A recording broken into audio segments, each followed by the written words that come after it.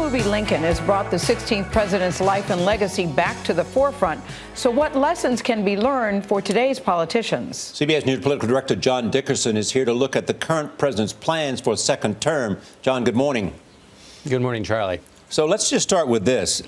Lincoln and FDR, according to Doris Kearns Goodwin, looked at their first term and gave them instructions for their second term. If President Obama does that, what will he do differently? Basically, I think he'll be less accommodating to Republicans. He will now doesn't have to worry about getting reelected, and he will kind of give up on the attempt to get a bipartisan consensus, creating a new kind of post-partisan Washington. I think all of those dreams are gone by experience, and the lessons he's learned is to be a little bit tougher, and that a result is more beneficial than a process that might look good but that gets you no result. You know, President Obama, John, has said many times that Team of Rivals is one of his favorite books, and if he had to save anything, it would be the Bible and Team of Rivals. And do you see any indications from sources and people that you know that he's making an effort to assemble a team of rivals as he begins his second term? No, it doesn't look like that's the case here for the second term. What's extraordinary about this film and Lincoln's relationship with Seward was that this was his absolute rival, who then in this film and going after the 13th Amendment is kind of the manager of the vote counting.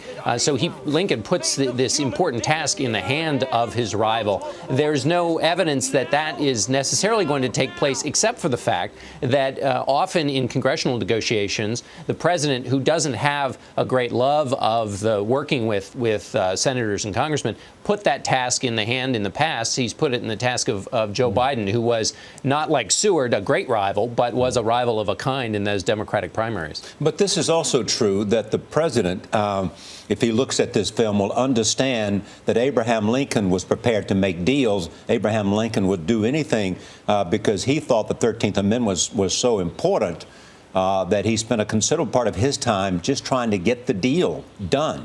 Boy, you're exactly right. I mean, look at the three things that Lincoln did. I mean, one, he bought votes, essentially. Yes, he exactly. gave positions to Democrats. That's a little harder to do today. Remember when Ben Nelson, the Democratic senator, was bought off with the Cornhusker kickback. Once that came out into the light of day, it had to go away. But you got to buy him off. That was the first lesson. The other, and the most fascinating, is you got to string along your allies. Lincoln takes the conservative Republicans, and basically to get their vote, he promises to let negotiations continue with the Confederates. Then he manages the information, slow walks them, so that basically he buys off of them, gets their votes so that he can get what he wants. And then in the end, what I also love here is in this film, there's lawyerly evasions basically win the day. The vote is about to fail, and Lincoln is asked whether the Confederate representatives are coming to Washington, and he says they are not here that I know of. It's essentially a lie. By the law, legal standard, his words aren't a lie, but it's essentially a lie. Yeah, they say that President Lincoln used a lot of, the word I heard was manipulation. So as President Obama begins his second term, what lessons can he learn in dealing with, some say, a very divided Congress?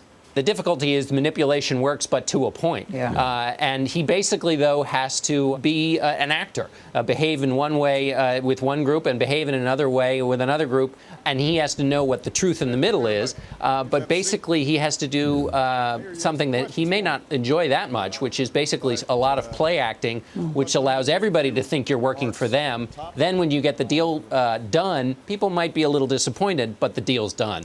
You know, we sometimes tend to forget that presidents in the beginning and forever are politicians.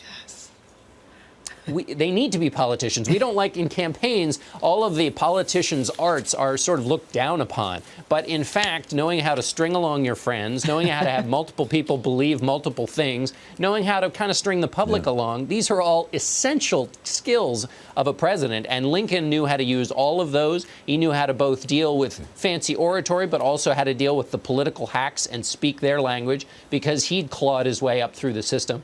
So this film is striking in that basically it's a song to the dark arts of politics. Yeah, John, you sound like a Lincoln fan over there in Washington. Indeed, and of politics too. I gotcha. John Dickerson, thank you.